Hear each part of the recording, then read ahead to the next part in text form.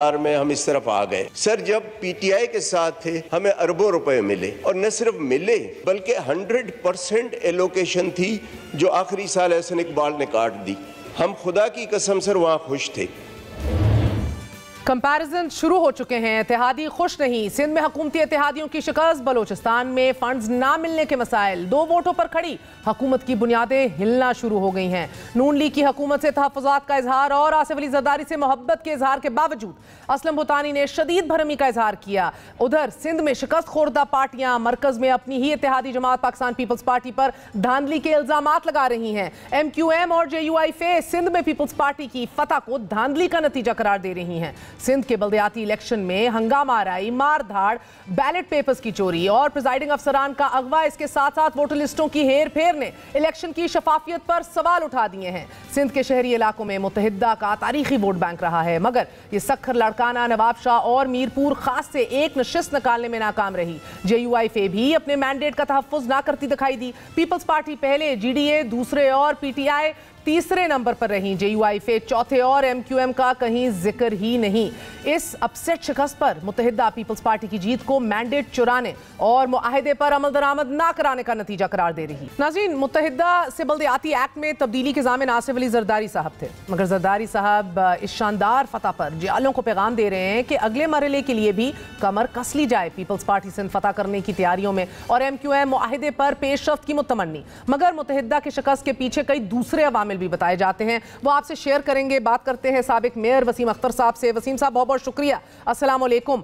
MQM naturally, जिस तरह हमने कहा कि आपके ये गढ़ आए, आपकी पॉपुलैरिटी इधर रही है, मगर आपकी अपनी जमात धड़ेबंदी का भी शिकार है। फारूक सत्तार साहब जो हैं वो भी बड़े खासे एक्टिव दिखाई दे रहे हैं पिछले दिनों से। साथ ही आप जानते हैं कि मुस्तफ़ा कमाल और अफाक अहमद के भी माबैन खुफिया राब्ते चल रहे हैं, मगर इन सबसे कतई नज़र, और अल्ताफ़ हुसैन साहब की बॉयकॉट की कॉल से भी कतई नज़र, मुझे ये बता दीजिएगा कि आप 3 बार पहले मुआहदे कर चुके हैं, आप इत्तेहादी रह चुके हैं, साल का तजर्बा रहा है, क्या एक्सपेक्ट कर रहे थे इस दफा? आपको याद होगा कि नेशनल लीडर्स सारे, मौलाना फजल रहमान साहब, आसिफ ज़रदारी साहब, बिलावल साहब, शहबाज साहब, सब एक पेज पे बैठे और उन्होंने एक्सेप्ट किया कराची की डिमांड्स, MQM की डिमांड्स जेन्युइन है, हल होनी चाहिए। अब इससे ज़्यादा MQM क्या कर सकती है? यही किया जा सकता है। जितने नंबर्स हैं हमारे पास, हम उसी हिसाब से आगे जाएंगे। ठीक है सर, मैं फर्स्ट थिंग फर्स्ट, मैं तो आपसे कुछ और आप लोग डिफेंसिव पे बड़ी जल्दी चले जाते हैं, मुझे लगता है कि वो अपना दिफा करने की बड़ी आदत है। मैं बड़ा सिंपल एक सवाल पूछूं सर, हुकूमती इत्तेहादियों के वजीर आजम से मुतालबे हैं, हुकूमती रवैये पर शिकवे शिकायत सामने आ रहे हैं, जोर पकड़ चुके हैं, हालात के तेवर बता रहे हैं कि वक्ती इत्तेहाद के लिए जिस पार्टी को मामू बनाया गया, 2 माह बाद ही इस गैर फितरी इत्तेहाद का इक़्तिदार जो है वो डोलना शुरू हो गया है। आपको भी दिख रहा है? नहीं, ऐसा नहीं है कुछ भी। मामू वाला मुझे नहीं पता आप किस तरफ इशारा कर रहे हो। हमने जो एग्रीमेंट्स किए थे, हम उनकी इम्प्लीमेंटेशन के लिए कोशिशें कर रहे हैं। हमें फेडरल गवर्नमेंट से, नून से कोई प्रॉब्लम नहीं है। हम सूबे की जमात हैं यहाँ। हमारी कोशिश है कि हमारे जो एग्रीमेंट्स हुए हैं वो in letter and spirit implement हो as per the supreme court orders. Hyderabad की यूनिवर्सिटी है, बननी चाहिए। मुझ पे इल्ज़ाम नहीं आना है ना। मैं तो अवाम के मसाइल इन बड़ी जमातों के सामने रख रहा हूं जो पूरे मुल्क में रूल करती हैं कि ये मसाइल हल करें। मेरी नीयत ख़राब नहीं है। मैं तो चाहता हूं कि पीपल्स पार्टी से जितने भी इख्तलाफ सही, ट्रस्ट डेफिसिट सही, मगर फिर भी हल तो पीपल्स पार्टी नहीं करना है, उनकी हुकूमत है सूबे की, मैं उसी के पास जाऊंगा। हालांकि अगर आप मुझे इजाजत दें पूछने की, अच्छा नहीं है, मगर फिर भी हल मैं चाइना जाऊं, मैं रशिया जाऊं, कहां जाऊं? हाँ, मगर पीपल्स पार्टी तो तहरीरी तौर पे जमात इस्लामी, PSP आप सबसे मुआहदे कर चुकी है, APC भी इसके ऊपर बुला ली गई है। आप अपनी बार बार नीयत की बात कर रहे हैं, आपकी साफ नीयत सही, कराची वालों के लिए सही, अर्बन एरियाज के लिए सही। क्या पीपल्स पार्टी की नीयत में फुकदान है जो तहरीरी मुआहदे और अंडरस्टैंडिंग करके फिर भी डिलीवर नहीं करती? अगर ऐसा होता तो सुप्रीम कोर्ट ऑर्डर नहीं देती। ये कि ये महकमे जो हैं वो काउंसिल के मातहत होने चाहिए, बल्दियाती निज़ाम मजबूत होना चाहिए। 14 साल में कराची का जो हाल है वो सबके सामने है। मैं उन क्रिटिक्स में नहीं जाना चाह रहा, मगर कराची का हाल देख लें, सुप्रीम कोर्ट का ऑर्डर देख लें, तो फिर भी अमल नहीं हुआ ना। मैं तो फिर पीपल्स पार्टी की गवर्नमेंट के पास ही जाऊंगा कि इसको, मैं तो कह रही हूं आप उन्हीं के पास जाने। मेरा सवाल कुछ और है। असेंबली में नंबर ज्यादा है, रूल्स आपने बनाने हैं। मेरा साहब, मैं ये बात आपकी समझ गई, मैं तो नहीं कह रही ना उनके पास जाए, मैं तो आपको समझ रही हूँ कि सुप्रीम कोर्ट ने भी कह दिया, फिर भी 73 और 74 सेक्शंस अभी भी उधर अपनी जगह कायम है, फिर भी आपके एक्ट के ऊपर अमल दरामद नहीं हो रहा, ना मुआहिदे पे हो रहा है। ये तहरीरी बातें उन्होंने दीगर जमातों के साथ भी कर ली। उनकी नीयत में तो कहीं फुकदान नहीं है क्या? वो बल्दियाती निजाम के ऊपर लेटअप नहीं करना चाहते? कहीं ऐसा तो नहीं है? देखें, हमारी तारीख रही है, कोई भी जमात बड़ी जब हुकूमत में आती है तो बल्दियाती निज़ाम को मजबूत नहीं करना चाहती, इलेक्शन भी नहीं करवाती है। मगर इस बार हमारे 7 वोट ऐसे पोजीशन पे ले आए हैं सारी जमातों को, और फिर आसिफ जरदारी बिलावल साहब ने एक्सेप्ट किया है। उन्होंने वादा किया सारी कौम के सामने, हमसे वादा किया है। मुझे कोई शक नहीं है उनके वादे पे, दोनों के, मुझे पूरी उम्मीद है। मगर मैं ये चाह रहा हूं ये डिले खत्म हो, जल्द से जल्द इंप्लीमेंटेशन की तरफ जाएं। ऑप्शंस क्या आपके पास? फिर आपने तो शुरू में ही कहा मैं तो नहीं कंटेस्ट करी, जाना इन्हीं के पास है। अभी ऑप्शंस हैं या अब ऑप्शंस खत्म हो गए आपके पास? क्या कर लेंगे एट वर्स्ट, क्या कर लेंगे आप? मेरे पास तो देखिए, मैं फिर बता रहा हूं, हम एक सियासी जमात हैं, हमारे पास ऑप्शंस हैं, हम अपनी डिसीजन खुद ले सकते हैं, हम देखेंगे। और मैं समझता हूं कि जो एग्रीमेंट किया है पीपल्स पार्टी ने, इसको वो फुलफिल करेगी।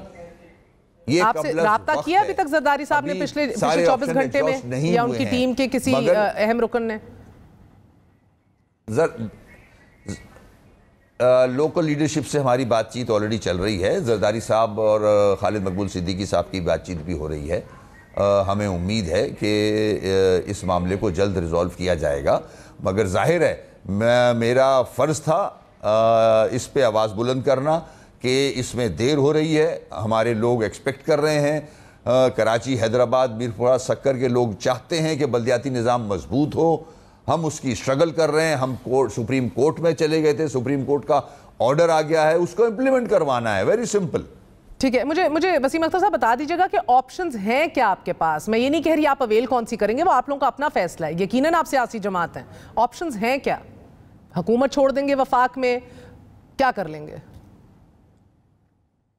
अभी तो जो ऑप्शन था मैंने वो पूरा किया। पीटीआई से हम अलग हुए फॉर द बेटरमेंट, और नेशनल लीडरशिप पूरी बैठी, उसने एक्सेप्ट किया हमारे डिमांड्स को, और उन्होंने वादा किया कि हम ये इम्प्लीमेंट करवाएंगे।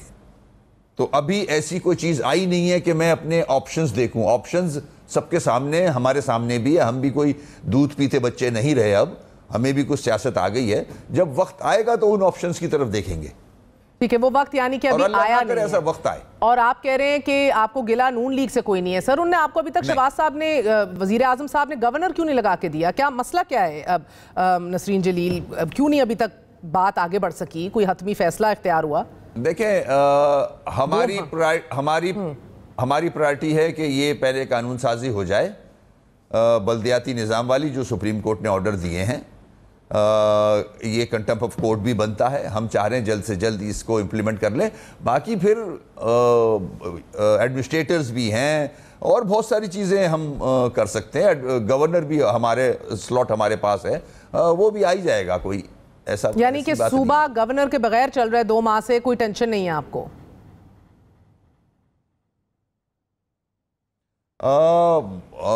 बहुत सारे इश्यूज हैं। मुल्क पता नहीं कैसे चल रहा है, सबके सामने है, ये मुश्किलात हैं। गवर्नर अगर अभी होगा भी तो क्या हो जाएगा।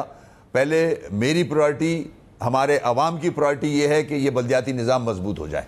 सर, मुझे बताइएगा कि JUIF ने तो पीपल्स पार्टी के खिलाफ पूरे सूबे में तहरीक चलाने का ऐलान कर दिया है, और 14 अजला में दोबारा इलेक्शंस की डिमांड कर दी है। आप इस तहरीक का हिस्सा बनेंगे, और क्या आप भी री इलेक्शन चाहते हैं?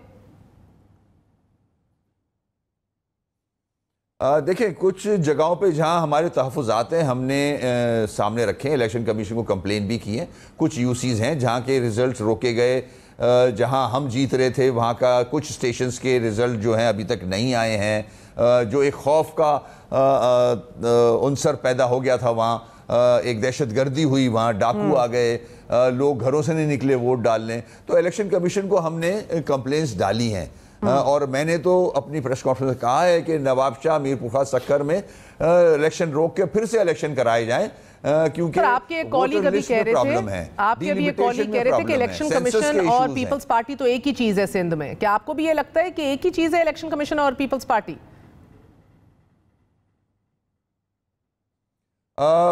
जब इलेक्शन कमीशन मेजर्स नहीं लेगा इन खराबियों के ऊपर तो यही तासुर जाएगा कि गवर्नमेंट ऑफ सिंध जो है वो इन इश्यूज पे उनके साथ है या वो सपोर्ट कर रहे हैं। लोगों का तासुर ये जाता है। अगर इलेक्शन कमीशन बाय रूल्स चले, इलेक्टोरल लिस्ट जो है वो प्रॉपर हो, डिलिमिटेशन प्रॉपर हो, जिसकी हमने इस्तदा की थी। हम इलेक्शन कमीशन के पास गए, फिर हाई कोर्ट गए कि अभी इलेक्शन ना कराए जाएं, इन एरियाज को पहले बेहतर कर लिया जाए, इलेक्टोरल लिस्ट को ठीक कर लिया जाए, डिलिमिटेशन गलत हुई हुई है उसको बेहतर कर लिया जाए, उसके बाद इलेक्शन कराया जाए ताकि फेयर एंड फ्री इलेक्शन हो। बिल्कुल, बहुत बहुत शुक्रिया। आपने सुना, साबिक मेयर वसीम अख्तर साहब हमारे साथ मौजूद थे, आपने गुफ्तगू सुनी।